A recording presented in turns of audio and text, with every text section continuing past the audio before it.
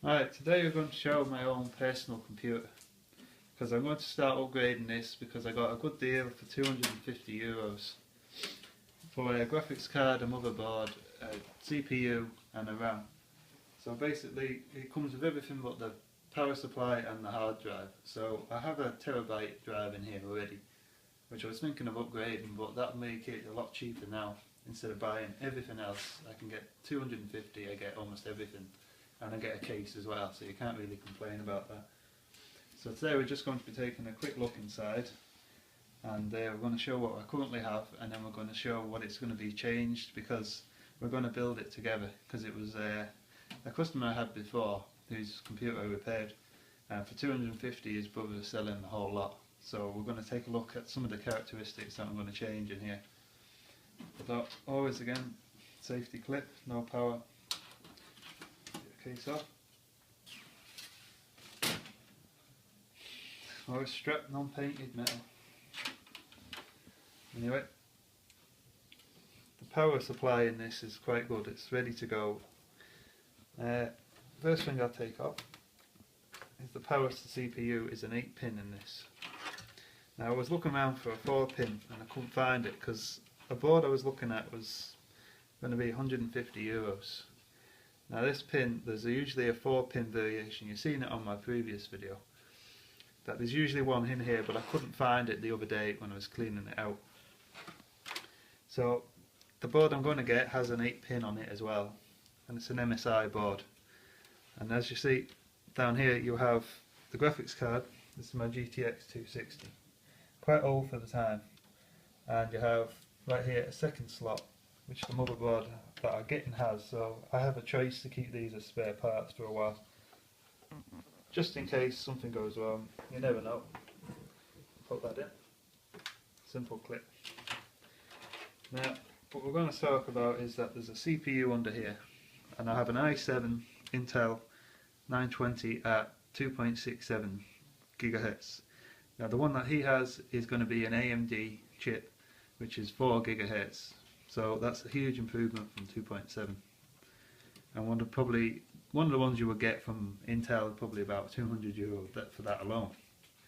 Now the reason he's selling it is he's upgraded to the GTX 980, which I was kind of looking at, but for the time being, college and that, it's probably best just to stick with what I can afford for the moment, because of I could spend it, but you never know if something's going to happen that you might need money for. So there's no point in spending big cash on it if you're not really going to use a lot of gaming with your time at the moment this year. So I think for now that'll hold me off for a good while. It's a pretty good deal. Now the power supply in here is an 850 watt from Corsair. This is not a modular, unfortunately, because I had this built by Mark's Computers that went out of business unfortunately last year.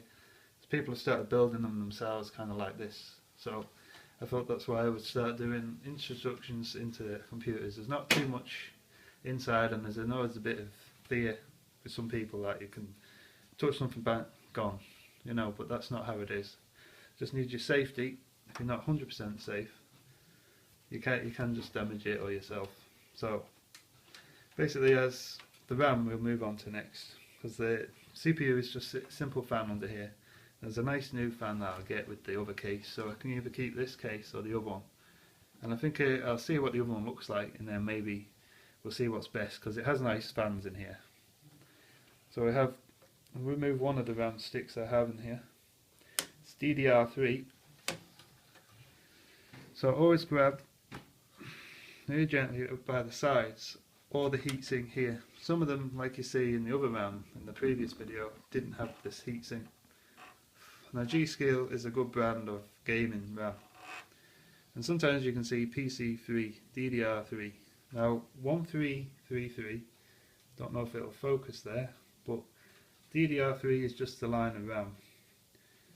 So you have 1333 megahertz transfer speed. That's what it means. You can go up to 2600, but it depends on the board, and you're getting into a lot of technical stuff, so that would be a video all on its own if you ever want that. So you have 1.5 volt rail. It tells you what the voltage.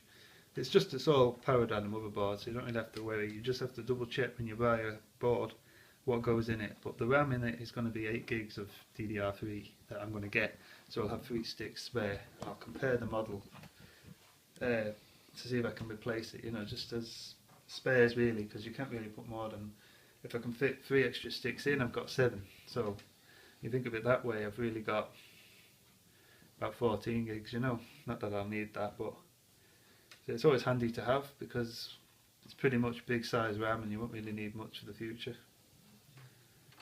As you see, the gold connections, there are a certain amount of pins, it depends, like you can count them, there's 200 pins or 240, depends on the model. Sometimes they usually would say, so you can count them yourself, but you have to make sure you get the right model for the right motherboard. But like if you already have them here, it's just when you're buying it, Amazon and that have a great idea for telling you details on the product, the pins in it, you know, so you can match them up. And it's simple enough, like it's not stuck on here. Now this is 2 GB by 3 written here, and that tells you that it's 3-way, that they would buy it in a packet of 3. So this is in 3-way RAM. If you can see, look, like I was saying about future kind of boards, you have colour coding, so you have the 3 reds or the 3 blacks. Now as you see here, they have A2, A1, B2, B1, and that's the RAM. That's the slots. So basically the manual with the motherboard that you get will tell you what slots to use. So this is in triple channel, which means you use the red ones. And then if you have another 3, you can put them in the black ones, because they're all DDR3. I don't think it takes DDR2. I might be wrong, but when I bought this off the company I didn't really get the manual for that board with it. So have to be careful you put it in the correct way. Otherwise you can break off the RAM and that would be very bad. So as you see, there's a groove. Each type of RAM has a different groove, and I can see by the black and the red they all have the same position, so they're all DDR3. But the manual will tell you how to install it properly. You just have to make sure you line it up properly.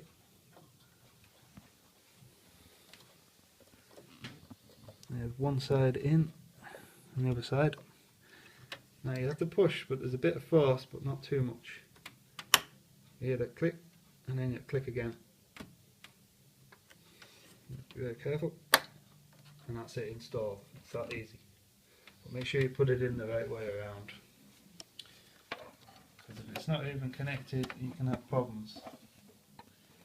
So you have basic rules, even though it's an advanced computer, it's very simple. You have your power here, all the way at the back. That's your 24 pin standard. And mine's kind of a modular supply itself, it's not moduled here. Look here, we have the connections can usually be put in, so unfortunately you have to keep all the wires with the power supply. In the modular ones you can plug them in here and plug them out as you want. These ones are all forced in, so you have to use them all. Now for the graphics card, that's the big part that we're getting to. We have a AMD version card, so it's not NVIDIA like the GTX 260. It's a AMD R9 280. It's not the 280X, which is a water cooled. Personally I don't prefer doing that because I don't like to overclock really. I've heard of it and I've never done it. I think it's just too risky, and even if you get it safely working, water cooling is kind of hard to set up and dismantle, and you have to set it up every 6, maybe 12 months. You have to completely clean it out, disassemble it, build it back up, and you have to have special water, which you probably have to order from the US in Ireland here.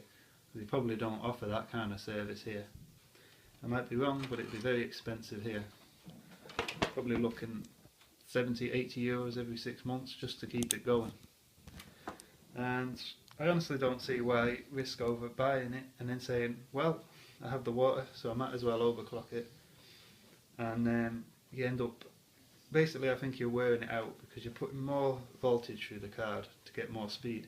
That's what overclocking is. You're putting more voltage to a stable amount. That can overclock your graphics cards, can overclock your RAM, can overclock your CPU.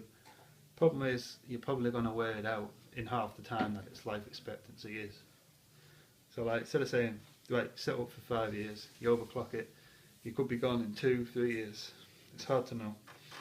but I don't like risking it because there's the easy way you can literally burn them out. Plenty of videos on YouTube where you can search for burned out cards, or even one where they've been lucky enough to catch it where it's recorded. So I don't know why I intentionally do it, but it just shows you that it can be done, and it's a lot of money out the window like that. So definitely not the best thing to do. Anyway, this GTX 260 has a single fan for cooling. It's inside, and they easily slot into these PCI slots, PCI Express.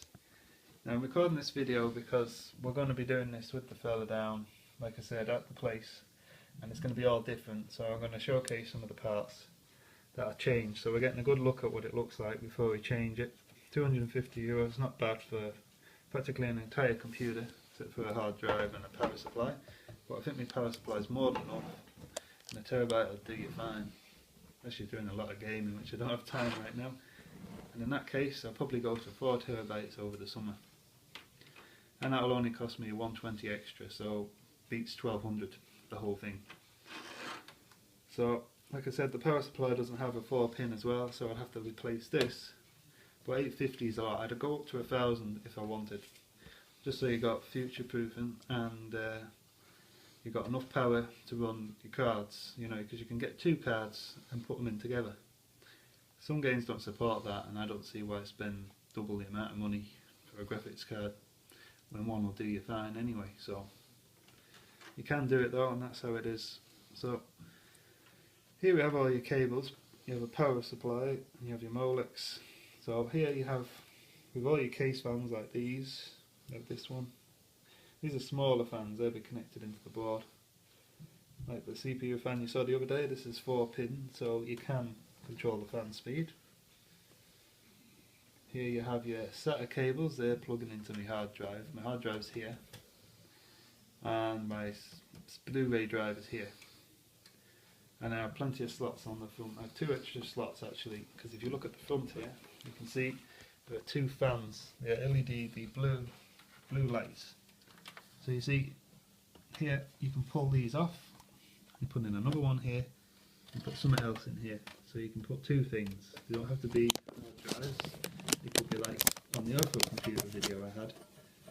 So, the card slots with USB, you know, SD cards, extra USB expansion slots. There's even crazy things like a drawer that you can install here. It's just to put your USB keys or something. If you look closely, you can get to these slots just come off with a pop underneath here, but you have to kind of get inside this part to do that. Now there's a way this pops off at the front. This section comes off and you can pull out and install new ones. I haven't really gotten into that because there's no real need for me to even learn how that's done until I have something to put in, because I'd have to put it together again after I do that, and there's no point with nothing in it. So I know how easy it is to be done. On other cases, you saw the case the other day, so as you see, all in all it's quite good. And down here we had a problem of cleaning it before. If you have a look down here, you can see these are the fans. They're kind of powered by the old Molex, and there's a connection to a Molex, so you still need those. And even saw an adapter on it from one of the sets for the Molex. One of them, you can see, because you do need still a few Molex cables. Maybe they'll phase them out with SATA because it's the new age. So you still have Molex here. Still even have a floppy drive if you look closely. The one my friend burnt out the board with. That was me. Definitely. And you have simple enough floppy. I don't know why they still include them, but maybe it's just for nostalgia's sake. Some people probably want them for some reason. Maybe if you use like boot discs, you can install backups from them. So maybe some people need that because they're using Ubuntu and Linux, different operating systems than Windows now. That'd be another video in itself, I'd say. Or plenty on YouTube that will do that anyway, if you need to know now. So all these power cables. We'll now look at the graphics card power, which I was explaining earlier. I was a bit worried because I thought I'd have to replace the power supply because it doesn't have an 8-pin PCI Express slot, which is the power of the card. But carefully take these out. You have to be careful now. I've never had these out, so easy enough to pull out. I'll test them once I go upstairs again by myself if this works again, which obviously will. So I know what I'm doing here. I'll have a look at the modular design of these. Luckily enough there was a 6-pin. As you can see there's a 2 extension and they simply slot together if you have an 8-pin card. You push them like that and you insert it into the card. Now these are 8. I actually found a bit of luck because I was cleaning it and I found I actually have 2 of these sets on the power supply. It's a shame there wasn't for the future 4-pin for the computer fan, because if I can find that, maybe there is one, but I haven't found it. I had a good look around here so I couldn't find it. But you can plug in an 8-pin and an 8-pin card, or an 8-pin 6-pin card, which is great because the new one I'm going to get is an 8-pin and a 6-pin, which will slot in nice and neatly in here. If you take a look you can see the connection for the card. You can always just see a graphics card and Google it on the images and power supply. You see there's a 6 and a 6. There's up to an 8 and an 8, or there's a 6 and an 8 like the one I'm going to get. Simply pull that away, that's a 6, and join that together, that's an 8, and that'll power it, no problem. Now there are adapters you can get to turn an only a 6-pin and plug it in and make it into an 8-pin slot without this, just a 6 and an 8. I wouldn't advise that at all because you can definitely burn your graphics card right out with that kind of setup, because there's not obviously enough power in 8. So how can you change a 6 into an 8 safely? Some cards are designed you can plug in a 6 into an 8, and if there's no power it will know that you've limited it and it'll cap or not turn on. And if you use an adapter it'll think there's 8 pins of power. So when you start running it, it'll use the power and it's short on power. So basically what will happen is it just won't work. But it'll try and think it can work and then it'll short itself out. So then again it's as risky as overclocking. So I would not advise that. I'd say get a new power supply. It's maybe €100, you know, compared to maybe a €5 adapter. But then again you think about it. I value the card at what it is to replace it. This is 150 to replace. So think about that. You've got a brand new power supply ready for the future if you need to upgrade, and you're not paying 150 if you break it, just for a €10 adapter. So you're out 160 instead of 100, and you've actually still got something you can use again. So you're pretty much future proof for whatever else they can throw at these computers for the next 5-10 years, unless they come up with some new power source that they've got to start using, which I don't really see happening in power. There is a SATA Express coming out, which is different than the SATA ports, which are these little slips that have a left on it. They'll probably use the same SATA power, which you can see I have a load of these cables. This is where I was cleaning yesterday. Just covered them up. But none of them are used, so you see the disadvantage of a non-modular power supply is you have to keep all the case power in altogether. You can see here, SATA power. Here's have a good clean when we get it there. And you can see the little L shape, that's the power. They'll probably keep the same power. And SATA Express is just basically going to be twice as fast as SATA. But it's not actually in full use yet. So SATA will be more than well able to deal with any pressures. So you can see here, there are 2 more graphics adapters, so you can plug in either 6 or 8. I'd say you'd probably be using the same model card, so I can put 2 in if I wanted, and power 2, 1 here, 1 here. But as you see, we just connect them back up again later and show you how simple they are. And you have just your slot down here to keep the power on, but I wouldn't like that. You can see here PCIe Express, that's your PCI slot. Very simple to use. And motherboard just comes out like you saw. You saw me take everything out. The only thing you probably didn't see me take out in another video was graphics card. I'll show you a simple way. We're not going to actually take it out. It's still in use. But I'm hoping in 2 or 3 days I can come back with another video, maybe before the new year, and show you the upgrade and then how it's going to performance run. I know that the graphics card I'm going to get compared to this one was 150% higher performance, so it's definitely a big upgrade. For 250 with everything else thrown in, that's not a bad deal. Especially a 4GHz CPU, I'd be lucky to find one for 250 alone, let alone a motherboard with it, a graphics card with it that'll run twice as fast, you know, nearly 150% more if you want to be technical. So, anyways, how to install this? We have a little sound wire here, which works for the audio, and there's a little port on the board, which the read down will say "spit it out." This little blue and black wire. You've got a ground wire, you've got a black wire. Black wire is ground, blue is the actual sound. So as long as you know that, you can plug them in the other way around, so that the 4 didn't fit. You can plug the 4 into a slot. Well, it's on a different card, and I had slots on the side, so I had plenty of room. I reversed it round and it worked fine, but it can be hard to get hold of these cables on their own. But I think they're phased out now with newer designs, so you probably won't see them anymore because you have HDMI ports on the back, I'd say, of the graphics cards, which I'll show you that as well. Now, plug it in. As you see, the 6 pin, it's simple enough. Pull away. Put one away for now. Start with this one actually. No point making more work for yourselves. Pull it back and line it up and push until you hear a click. Simple. That's not going anywhere. Second one, you only want one, so reel it back. As you see, the clip is a bit on the left side because it supports an 8 with a grip.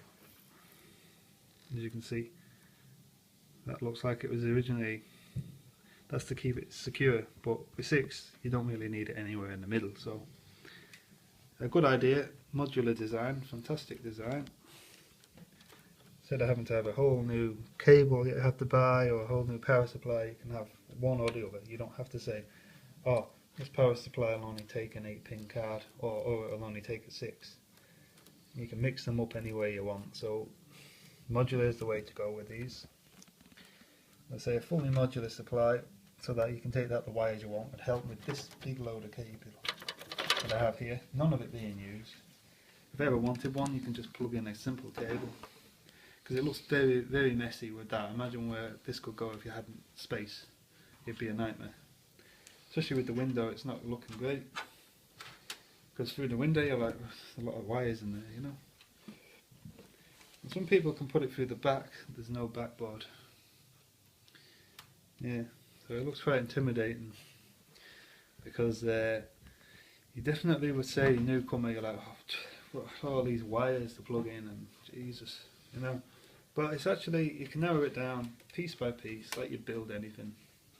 Brick by brick, you build a building, one block at a time. You know, you start a foundation, you know, you're not thinking of the big picture, you've all got your jobs. Very, very simple. It's a step by step process. First you plug in one, and then you have your power. Like I said, you have your communication cables with the motherboard, and you have your power. So, first thing, get your board in. Next thing, get your power in. You have it all kind of set up, plugged in. Well, before you put the power in, because it's in the way, this is kind of, modulate's nice because you can plug it in and forget about plugging wires in, but this I would leave out. Plug in your CD, hard drive, whatever else you want. Get them all screwed in, nice and set. Get your communications, probably run them. Actually then start with the power supply. Plug all your power in, have them all powered, and then it's just as simple as putting in a SATA, and then in there, it's sealed. It's ready to go. That's really as simple as it is once you put your CPU and your RAM. Have them all in the board. Once the board's in, CPU and RAM's in. Nice and set, safe and sound, you know, and you just plug in these expansion cards, are like for internet cards or for RAID cards or whatever kind of software you want to run through them. You can plug extra USBs, or there's a new type of solid state drive, it's called M2. It's a different than solid state. It's a lot faster. What I have to do is plug it in the side, screw it inside that, and it will run directly through the board without limitations. So basically, this computer is quite good. It served me well since 2009 and it's still running, you know, so I can't really complain. But I do know in some games now I'm not running at HD. It's probably in a new way of doing things, but it still runs at normal settings now for most games. But when it came out, it destroyed the hell out of everything for the first 2 years. It cost me about €600 for this card, and now it's about 150. Yeah, so we're talking about the graphics anyway. So we have sound, power, and then simply we're talking about removal next. And it's easy enough, like I said, PCI slot, you have this little clip. If you look here at the sides, you can see all these brackets. You might have seen them on the outside of your case, it's just simple screws like this. Some of them will be completely covered, it depends on the case. These are basically for running sometimes water cooling, if you want to go that way. Or you can plug your wires out, some wires that way. Some people like to experiment with the cables, there's adapters and stuff, and you can just pull out a plug there and leave it hanging out. But it's probably mostly for water cooling, because most people probably won't be into getting inside the computer, you know, so you want them easy so that you can get your tubes out. So as you see on the back of this, we have two DVI ports. Now the one I'm getting is probably going to be a double one. Instead of a single one here, you have to take two out to fit it in. As you see, the card has this little metal bracket with it. So it's quite a big card now. So it's pretty much the biggest one you'll get. As you see, I have a bit of clearance for a larger card, and I have nice gaps for more width. So they always slot in the one way, and if you look closely at the black, the bit of the right at the top, these gold contacts you can see, those are for bridging two cards together, so you can put two 280s together. Same with the AMD, you probably need a special bridge that comes with it. More advanced cards would include one, because it's probably an enthusiast one. If you're going to pay like 600 for a new card, it's probably maybe might want the bridging, so it's very attractive for €600. You want something with it, you know, you want your accessories, you know, it's like a new BMW, you want something with it, you want heated seats, whatever else fancy comes with them. You don't want to pay that and then nothing else, you know, something attractive for the market. Anyway, simple enough. You're taking your card, you have to unscrew this, and there's that little latch. It's actually here on this side, it's a blue one, and you just reach your thumb down the side of the card, push it down while you're pulling it up, and it'll release out of the latch. This is to secure it, that's not going anywhere unless you break it off. I wouldn't say you'd want to do. So when you push that down, it lifts up and it comes off, only if the screw is out, remember. You have all your power and everything plugged out before that stage, obviously. Comes out, and to put it in, you click it and you wait for the click again. It's all click. So the card is out, slipping it in, and screw it in. Which basically we'll probably show you next time with the new card, because I'll be able to 100% guarantee that I've taken them out. I've never had the experience taking them out, but we can show you the AMD Radeon another time, and because it's already been out and it's in a new machine, it probably won't be as a bit rusty to get out, you know, a bit tough. So that's what we'll do there. And on the back, the AMD Radeon will have two slots, like I said, which is just the same thing. You just take this out, bracket out, two in, screw in. AMD, NVIDIA, it doesn't matter, they're the same connection. Just slot in, screw in the two tops, and it's ready to go with the power and the sound. I don't know if there'll be sound on that. I doubt there will be, because it's a brand new one. And the back has a HDMI. It has a DisplayPort 2.0. So I don't know whether they're just for 4K monitors now, the 4000 pixels. But we won't be getting into doing any of that. Like, I mean, I do quite happily with HD anyway. So I think that's basically it. There's some DVIs on the next one. The reason it takes up 2 rails is to have all the ports on it, and it's a huge card, so they're definitely not nice when we get it here, and I'll take that one apart. And actually, I'll probably have my GTX 260 out of the machine, which I'll probably be keeping for a while. maybe I sell it on to some customer who wants it themselves, you know, because that's a huge upgrade. And you know, it's still got some life in it, you know, so I'm using it now. I'm happy with it for another year, but I mean, upscaling it now for the games again would be great. Just the process would be nice to get a bit more speed, because generating these videos and rendering them is a bit taxing on the process, and the only thing we need to do is get the Sky to bring the E-fiber in a bit quicker, you know, because doing this kind of quality, it's taken 3 days to upgrade, to upload an 8GB file of quality. That's why my video is quite low. It's recording at 1080p, but it would take, the 40-minute video I put up last time would have took 3 days, 3,000 minutes, which is absolutely ridiculous for 1 megabyte download. But it's on upload speed, so it's really slow. So to get that in there, we can get them all quality, you know, but I'm not really going to leave the computer running all night and day for 3 days just to put up a video that's 40 minutes long. So I'm using a nice compressor, which I used online, because I had some videos on AVI and they looked really good quality, and it was a half-hour video, it looked HD, and I was like, why is it only 100 megabytes? So I looked at the encoding, and that was it. So simply, we'll show you that next time. So thanks for listening, and we'll update you as soon as I get the new upgrades. Thank you.